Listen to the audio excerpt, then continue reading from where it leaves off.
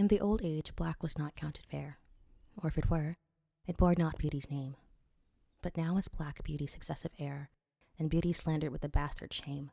For since each hand hath put on nature's power, fearing the foul with art's false borrowed face, sweet beauty hath no name, no holy bower, but is profaned, if not lives in disgrace.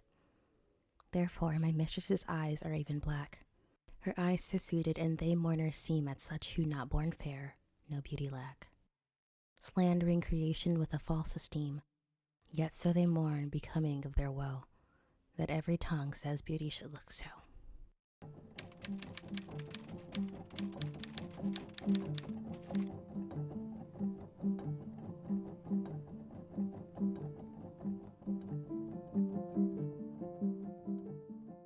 Imagine this. You are a professional actress playing one of the bard's most epic female roles, Juliet. It's late on a Monday evening, your day off, and as you're winding down for the night, you decide to take a moment to do some scrolling. So you open Facebook. Now, the theater company runs ads for the production on social media platforms, and over the last few weeks, you've grown comfortable with and used to seeing your face randomly pop up on your timeline. So you see an ad. You and your Romeo as you stare directly into the barrel of the camera, almost as a challenge, a dare for your audience to open their hearts along with their minds. And then you notice that there are over 70 comments, and that's odd to you because over the last few weeks, anytime you've seen one of these ads pop up, there's been maybe 4 or 5 comments, all from happy theater goers expressing their excitement for opening night, or sharing their plans for purchasing tickets later that week. So imagine how surprising it would be to open the comment section to see that people are expressing the exact opposite. Over 70 comments expressing their immense anger and disgust at a black woman playing Juliet. Romeo and Shaboon. Romeo and Monkey. Why is Juliet's servant in the picture? No negroidity needed. Black bitch will never be Juliet. What would you do? How would you respond? If it were me, I would first find my support system. I would seek out my safe spaces, my family and friends, fellow actors. I would rely on the theater company that would do anything to protect their artist. Then I would do my job. I would give Juliet the life she deserves on stage each night. The theater would release a statement saying that they would not stand for hate of any kind, and theater makers from across the country would rally behind you. And when the dust has settled, I would spend my final semester of undergrad attempting to figure out why the world is so averse to seeing a black woman playing a Shakespearean ingenue. Hi, I'm Nadia Ra'Shaun, and you consider the aforementioned events a part of my catalyst for this conversation. The experience of a black actress in the world of classical acting is one that can be both invigorating and depleting. I speak as a woman who had her battery both innervated and sapped while on my last professional contract while playing Juliet. We continue to fail to find how Shakespeare and race studies fit together. Now, no, I would not expect a member of the general population to actively think about Shakespeare on a daily basis, or how blackness fits into the Shakespearean canon. But it is something that I do think about daily. As you've seen with my opening anecdote, it is my life. We commonly refer to Shakespeare's work as universal. We look at all the plots and the themes and acknowledge that they can be applied to most any group of players. Yet, when it comes time to apply that universality, we are stumped. It is that universality that gives us a black Juliet, a black Ophelia, a black Margaret. It is also that universality that we are afraid of. It is that same concept that has emboldened me to pursue this craft, this career, and this academic endeavor. In this video, we will be discussing the relationship between William Shakespeare and the global majority. I am looking to open the conversation between young artists of color pursuing a career in classical acting as I am, with a focus on the Shakespearean canon.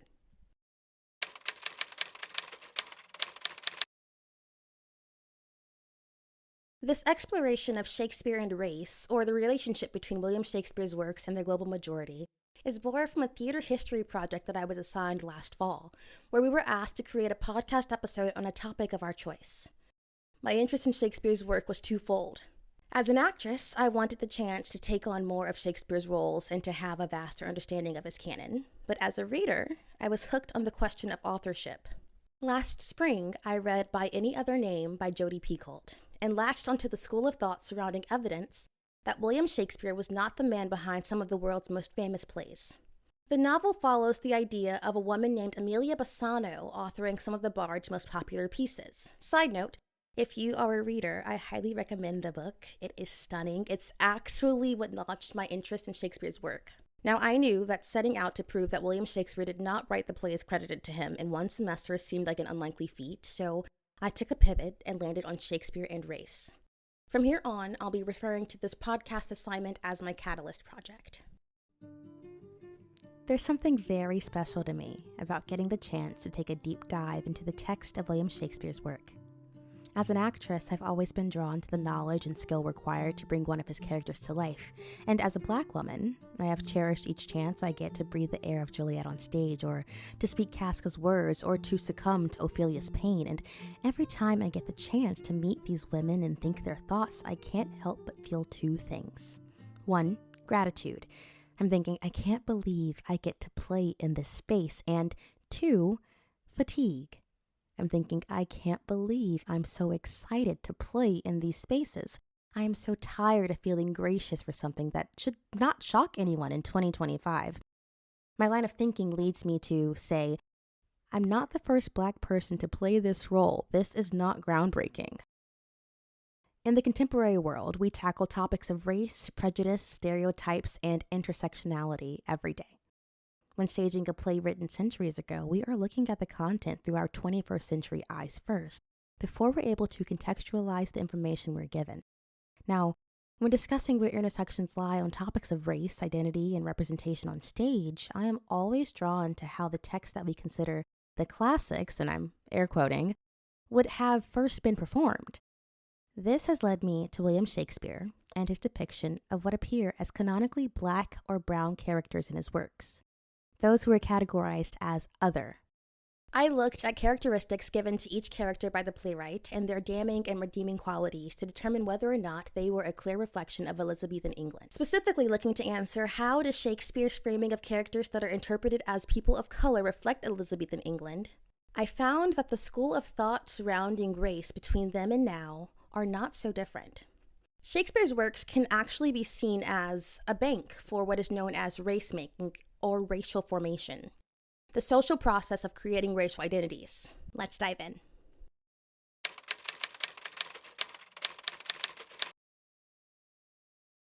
Throughout this video, you'll hear me reference a combination of sources. Some that I've been familiar with since this past fall, and some that have just been added to my bookshelf over the last 3 months as I've slowly worked on my end goal of a capstone. One of those new materials is what I consider a gold mine when it comes to conversations on Shakespeare and race relationships. By author Farrah Kareem Cooper, The Great White Bard, How to Love Shakespeare While Talking About Race. While reading The Great White Bard, I came across a passage that reads, quote, "For decades, scholars studying Shakespeare and race or post-colonialism have been marginalized in the field because if they wrote about race, they were accused of being anachronistic. Academic orthodoxy alleged that, quote, race didn't exist in Shakespeare's time, so racism couldn't possibly exist, unquote. But nothing could be further from the truth, unquote. To be anachronistic describes something that is chronologically out of place, and this is exactly what Ayanna Thompson, editor of the Cambridge Companion to Shakespeare and Race and author of Passing Strange, Shakespeare, Race, and Contemporary America, was accused of by a professor while in school. She was told that to draw any connections between Shakespeare and the transatlantic slave trade would be an act of anachronism, which I was able to prove incorrect through research during my Catalyst project by finding that European involvement in slave trade emerged as early as 1501, but it wasn't until around 1562 that Sir John Hawkins, who was initially a merchant in African trade, became the first English slave trader. All of that to say, Britain was dealing in slave trade while Shakespeare was writing plays, which means that there was a clear African presence in Europe as early as 1501, but would have been well established by 1562. Britain didn't abolish slave trade until 1807. We'll talk more about the early modern period in a bit. By the way, if you're interested in listening to the full Catalyst project, you can find it linked in the description section on YouTube and within the article on Substack. What we should be actively questioning as scholars, theater makers, and Shakespeare enthusiasts is why this community seems to be so averse to having these conversations on Shakespeare and race relations. We, as in the community as a whole, tend to ignore how these roles of black men and women were originally portrayed by a white actor wearing paint to darken their skin.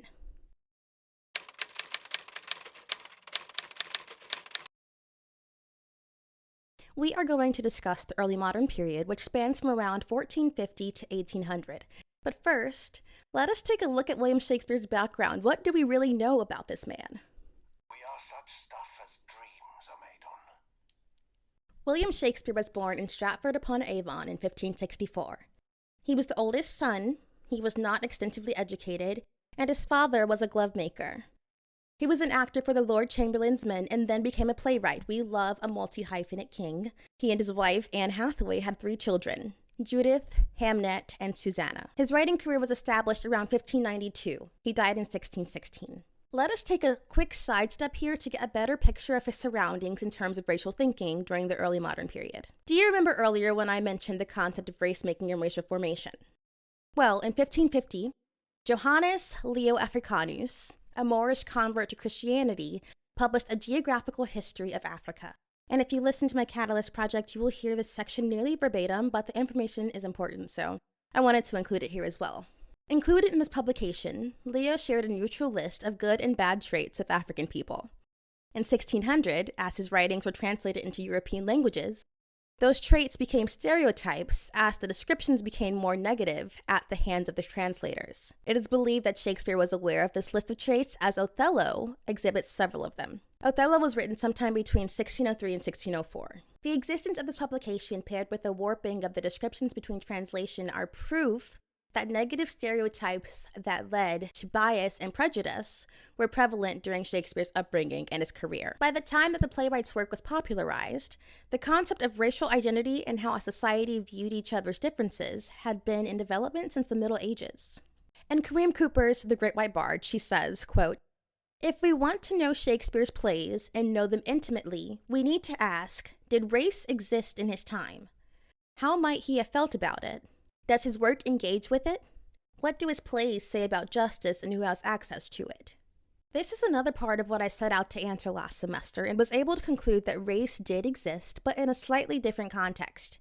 People of color were seen as an other, which left them open to mistreatment and judgment, not unlike what we still experience today. We see this reflected with Othello, Aaron, and Caliban, who was not specifically named a Moor, but can be interpreted as a representative of indigenous groups.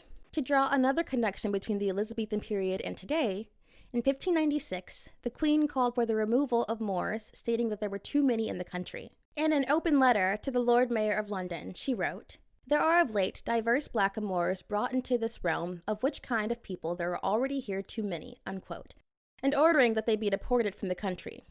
A week later, she reiterated her, quote, "good pleasure to have those kind of people sent out of the land," unquote.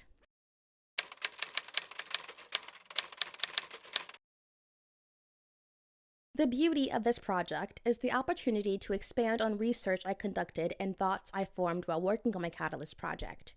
Remember, I was looking into how Shakespeare's framing of characters of color, either explicitly named or implied by characteristics and identity traits, reflected Elizabethan England. And something that I discovered was the playwright's interest in interracial relationships. To have a full dialogue on race in connection with Shakespeare, we must first have a complete understanding of what race truly means. The global majority is a collective term for people of African, Asian, Indigenous, Latin American, or mixed heritage backgrounds who constitute approximately 80 to 85% of the global population. In the introduction of Passing Strange, Shakespeare, Race, and Contemporary America, Ayanna Thompson says that, in the most basic sense, race is the categorization of humans into groups based on heritable traits. She goes on to discuss all of the common uses of race as a categorization in America, signifying a set of cultural practices, specific ways of speaking or cooking, how we socialize, and historical narratives that relate to said cultural practices. For the purposes of this conversation, I am using the word as a term in the most basic sense, referring to skin color, facial features, hair type, and the characteristics assigned by society that go along with those traits. One of the most compelling explorations of race and social class is through intimate relationships. Shakespeare explored interracial relationships in many of his plays, either explicitly or implicitly. Othello and Desdemona, Antony and Cleopatra, Aaron and Tamora, Lancelot and his Moor mistress in The Merchant of Venice, Portia and the Prince of Morocco, and Jessica, who's ethnically Jewish, and Lorenzo, who is Christian. Shakespeare loved telling the story of a mixed-race couple. It's why any modern adaptation of Romeo and Juliet works so well, longing between two characters who should be on opposing sides morally or ethically, tells an incredibly compelling story.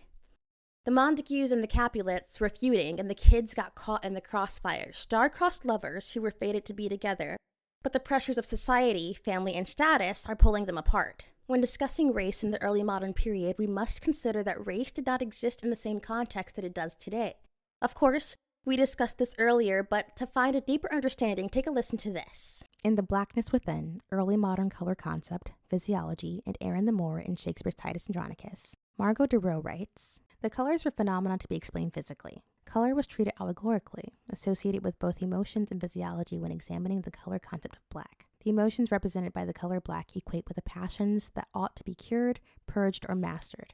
These discourses undoubtedly influenced early modern race relations, and various visual texts may serve as evidence. However, these discourses also deeply shaped depictions of Africans in literature. Shakespeare's Titus Andronicus offers perhaps the most striking example of this influence. The character of Aaron the Moor functions to reveal notions of blackness held during the early modern period, notions rooted in the intersection between color concept, physiology, and race relationships, demonstrating the physiological framework wherein blackness becomes associated with all that must be expelled, contained, and dominated. However, when subjected to scrutiny, Aaron also serves to reveal a measure of instability and disjuncture present in such a framework."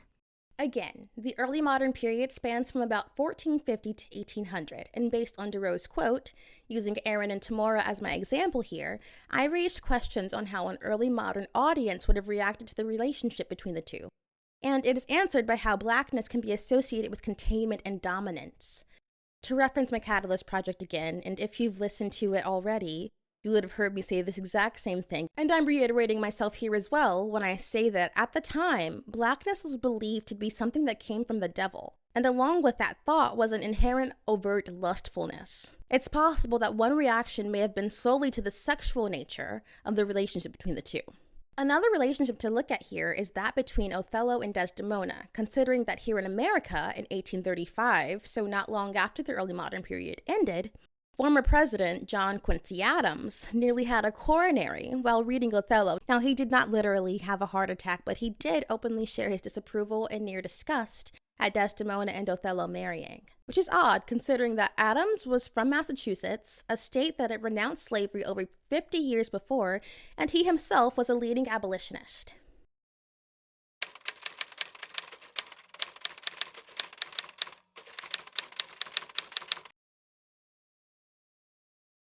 Shakespeare's works were well enjoyed during his lifetime, but it was not until his death in 1616 that his works were put into print, which happened in 1623. His works in print meant that anyone who could read and had enough money to buy the folio could enjoy his plays, sonnets, and poems. From 1640 to 1807, British ships transported over 3.1 million Africans to British colonies in the Americas and the Caribbean. Referring again to my goldmine text, The Great White Bard, quote, "The perception of Shakespeare as universal genius and the god of all our idolatry was born during this period of oppression. As the nation began to view itself as the epitome of civilization, Shakespeare took on this symbolic burden too. He was and is still considered universal because humanity, reason, creativity, and civilization were qualities strictly attributed to whiteness in the period's writings on race. Shakespeare spoke for and to these qualities, as did his great characters like Hamlet and Lear." Unquote. Thomas Jefferson loved Shakespeare. Not the fun rapping Jefferson we meet in Hamilton, real-life Jefferson who owned over 600 slaves between the U.S. colonies and Monticello. Jefferson considered William Shakespeare as a foundational giant of language. He wrote to his brother-in-law, Robert Skipwith, in 1771 that Shakespeare must be singled out by those who wish to learn the full powers of the English language. Thomas Jefferson viewed William Shakespeare as a generous repository of Anglo-Saxon wisdom, finding moral virtue through Shakespeare's works. Anglo-Saxon ideology is the birthplace for white supremacy.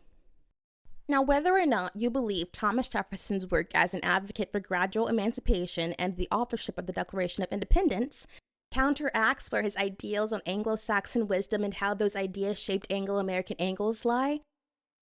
Well, your opinion is your prerogative. The relationship between the idolization of Shakespeare and his work is rooted in Anglo-Saxon heritage.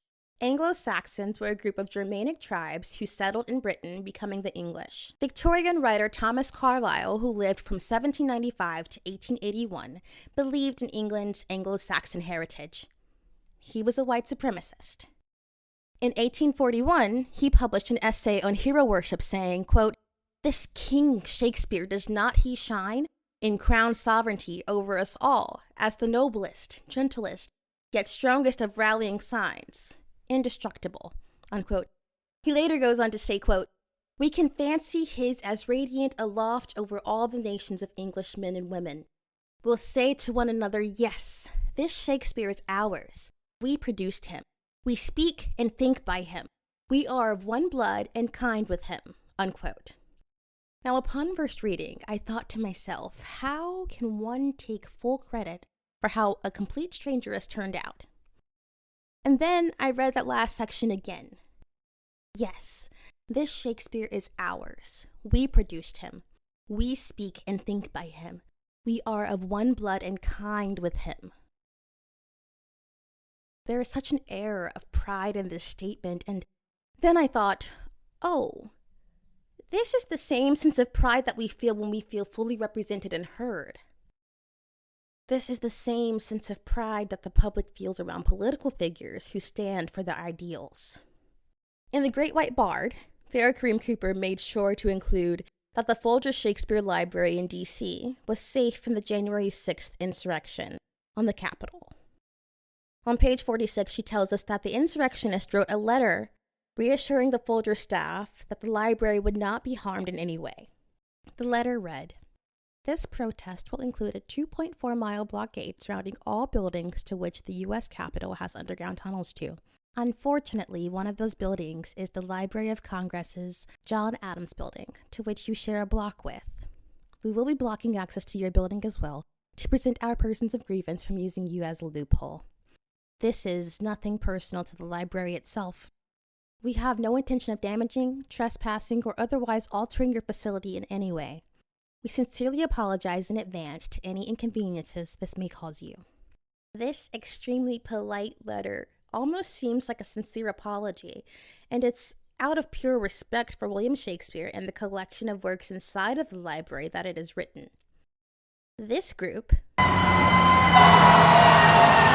wrote this.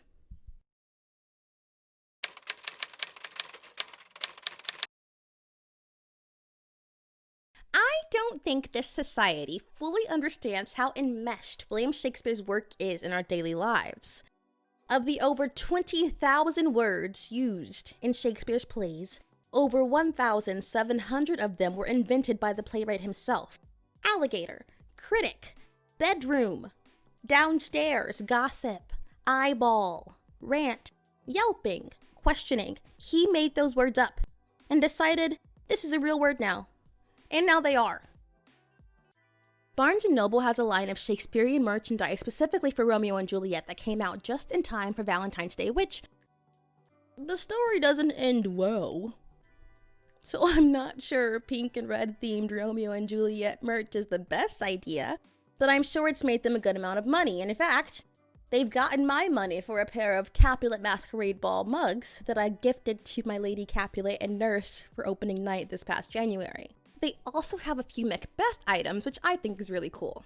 Anyway, do you know how often you hear his work quoted or referenced in your daily life? Here are some idioms. Mum's the word. Henry VI, Part 3. A Wild Goose Chase. Romeo and Juliet. Lie low. Much Ado About Nothing. Not Slept One Wink. Cymbeline. Foregone Conclusion. Othello. Own Flesh and Blood. Hamlet. Full Circle. King Lear. Neither Rhyme Nor Reason, The Comedy of Errors. The second Twilight film, Twilight New Moon, opens with a voiceover of Bella reciting Friar Lawrence's famous line, "These violent delights have violent ends, and in their triumph die like fire and powder."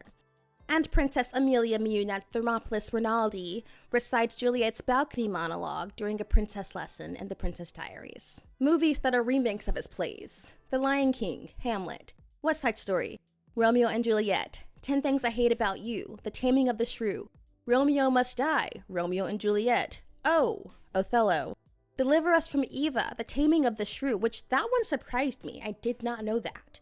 Romeo and Juliet, She's the Man, Twelfth Night, Warm Bodies, Romeo and Juliet. Songs that reference the bard's work: The King Must Die by Elton John, Something Wicked by Tupac, Sign No More by Mumford & Sons, Love Story by Taylor Swift, Ophelia by the Lumineers. Musicals inspired by Shakespeare: Something Rotten, All Shook Up, Kiss Me Kate, and Juliet, and an honorable mention to Hair for the song What a Piece of Work is Man, which sets Hamlet's words to a melody. There are tons more adaptations and countless other songs, films, and books that have took inspiration from the works of William Shakespeare because his stories are beloved. It's why we continue to see his plays produced each year. Well, that, and they're in the public domain, so if you're into bare bard style theater, they're virtually free to put up.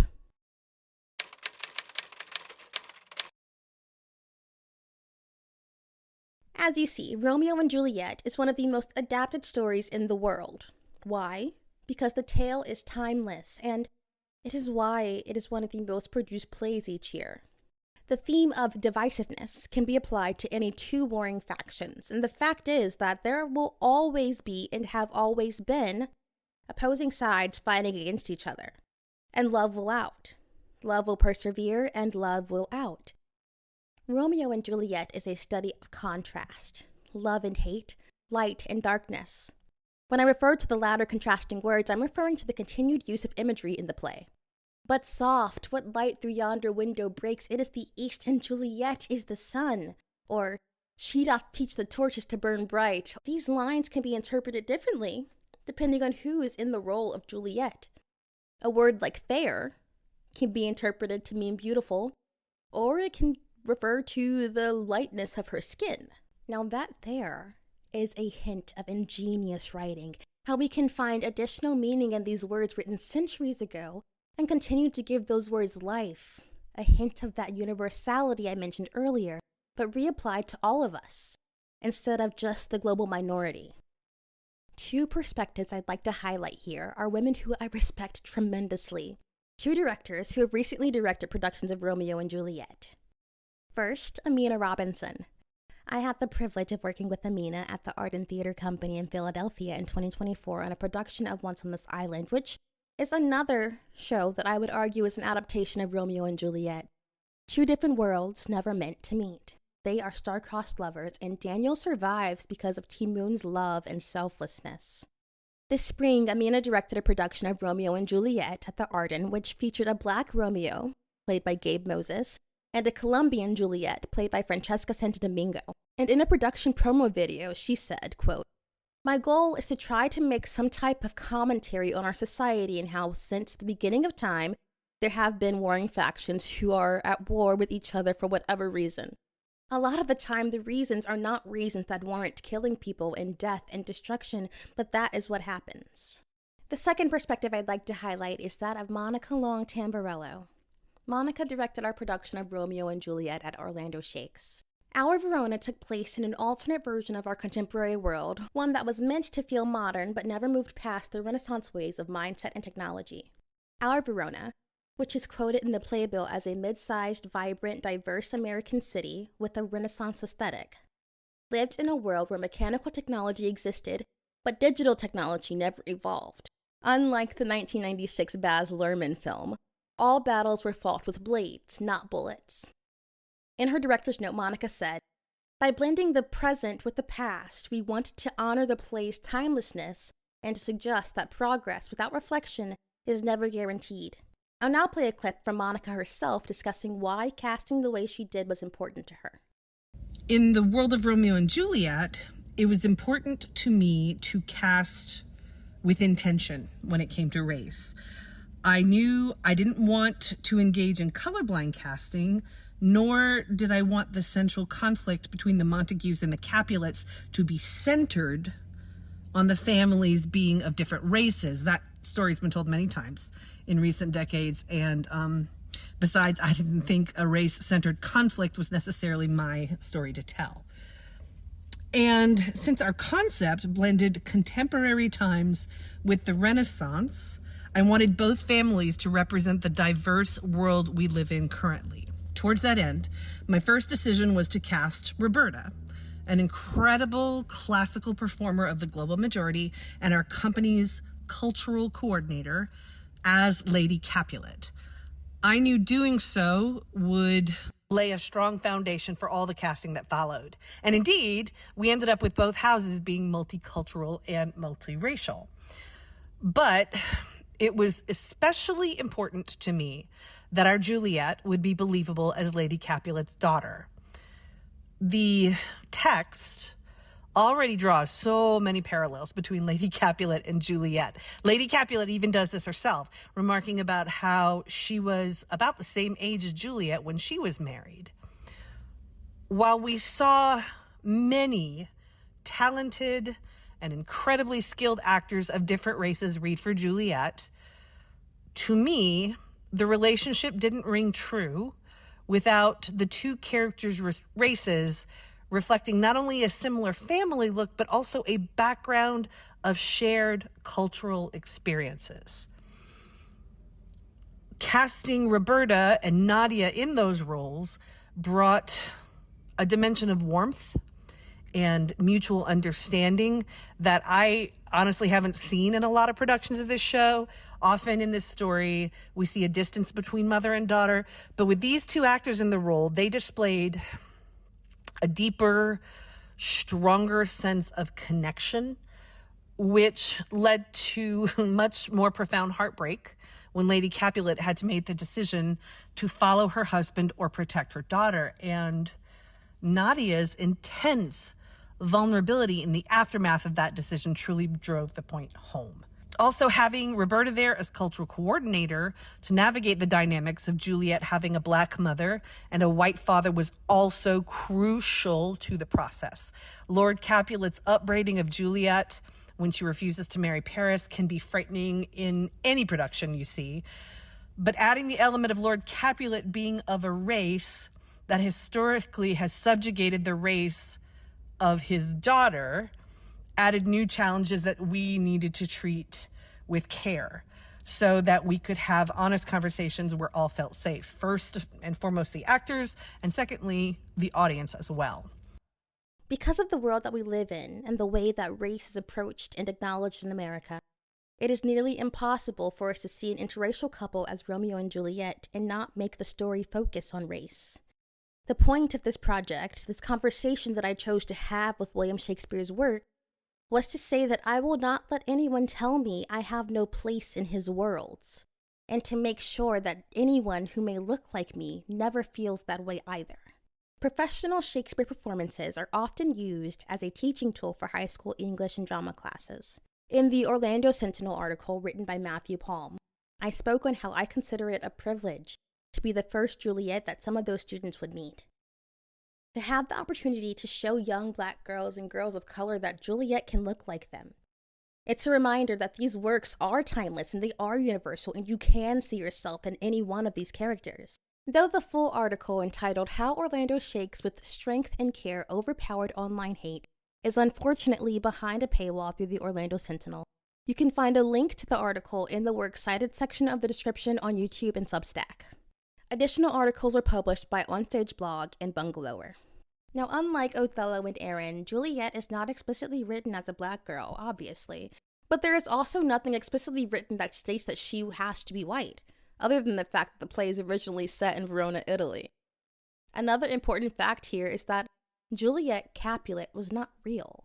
The story is based on old Italian tales and loosely inspired by two feuding families in the 14th century. So referring to the earlier segment on the connection between Shakespeare and white supremacy, Juliet is associated with the idea of purity and innocence, which are in turn associated with whiteness in any society where color is often vilified. In Race in Shakespeare's Tragedies, an essay written by Carol Mejia LaPearl, she focuses on how race is used in Shakespeare's tragedies to explore social forces and philosophical concerns. She talks about how Juliet's beauty is what adds to the tragedy of her young death, specifically because she is a beautiful young white girl. And Romeo himself even laments about how she's still stunning, even as a corpse, in the tomb before taking his life. She says, Juliet's luminous beauty transforms a bleak tomb into a feasting presence of light. Expressing Juliet's effect as a lantern renders her radiant skin the corrective to actual darkness and antidote to psychological dismay. The appraisal of the light against dark condenses the tragedy's paradoxes in transformative yet frozen beauty and endless yet fruitful devotion. The white woman's lifelessness is not a departure, but rather the ultimate confirmation of this paradoxical symbolism." Unquote. What bothers me about this statement is that it is exclusionary. The author settles on Juliet being white, and there's nothing wrong with the white actress playing Juliet at all. But to simplify the words by making them just about race cheapens the scene, and in turn, it cheapens the depth of the character in the scene. Take the color of her skin out of the equation, and you still get a feasting presence of light if you stick to the imagery of love equating to light. Orlando Shakes is in the unique position of having an in-house cultural coordinator, Roberta Emerson, who also played Lady Capulet. It is under her leadership that I was kept safe and shielded mentally and emotionally. It is an unfortunate position that Black women are put in often, being on offense and defense while simultaneously protecting everyone around you. I will never be able to repay her for what she was able to give me, peace of mind. The comments that attacked me on Facebook were the result of empowered acts of bigotry.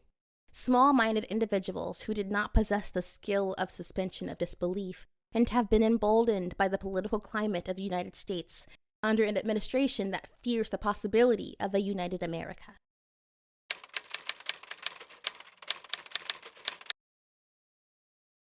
The first Black Shakespeare company in the United States was founded by William Brown when he opened the American Theater in 1821 in New York. On September 24th, 1821, the African Company performed Richard III, starring James Hewlett as Richard. During the performance, the company endured aggressive heckling and disruption from their white audience members. Brown later produced a staging of the bards Romeo and Juliet, and during that performance, the actors were arrested, jailed, and only released once they agreed to stop performing Shakespeare's works. According to Joyce Green MacDonald at the University of Kentucky, the first time that the names of Black actresses appeared in a playbill of a Shakespeare piece were as early as 1821 and an advertisement for the African Company's production of Richard III. Miss Welsh played the Prince of Wales and Lady Anne, and Miss J. Welsh played Queen Elizabeth. As a Black woman and an actress who understands that my opportunities in this industry will always seem expendable, it is more than important, it is imperative that the names of my ancestors who graced the stage as actresses and elocutionists be recognized. I've already introduced you to the Welsh women. Now meet Henrietta Benton Davis, who, quote, wrapped the whole audience so close to her that she became a queen off the stage in their eyes, unquote. Joyce Green MacDonald tells us that Davis's career traces a path of Black self-expression and creativity that flowered. Then there's Adrienne McNeill Herndon, who made her stage debut in 1904 in Antony and Cleopatra. In 1928, Anne Cook, an English and drama teacher at Spelman, combined acting students with Morehouse and Atlanta University to get the University Players. Under the direction of Miss Cook, the University Players performed Shakespeare's work often. Jane White, daughter of Walter White, the director of the National Association for the Advancement of Colored People, the NAACP, who graced the stage in the 1960s as Kate in The Taming of the Shrew, the Princess of France in Love's Labour's Lost, and Volumnia in Coriolanus. MacDonald says, quote, White's career demonstrates the move from treating actresses' blackness as a quality that disqualified them from communicating Shakespearean meanings to regarding it as a quality that was irrelevant to Shakespeare, being produced in a modern, multiracial world capital, unquote. And finally, Roberta Emerson, most recently playing Margaret in Henry VI, Part 3, The Rise of Richard at Orlando Shakes. Roberta is someone whose career inspires me in every sense of the word. She has a presence on stage and off that cannot be replicated.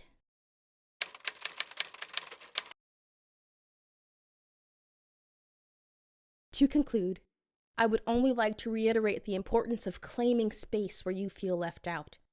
Art should reflect the world it is produced in. We deserve to see ourselves represented in every facet. Art is not exclusionary, even if our world is. William Shakespeare's work remains timeless if you allow yourself to suspend your disbelief. His work maintains universality because there is a place for each player. Thank you for taking the time to watch. I hope you got something out of it because I sure did. And remember, no one gets to decide where you belong but you. Thank you.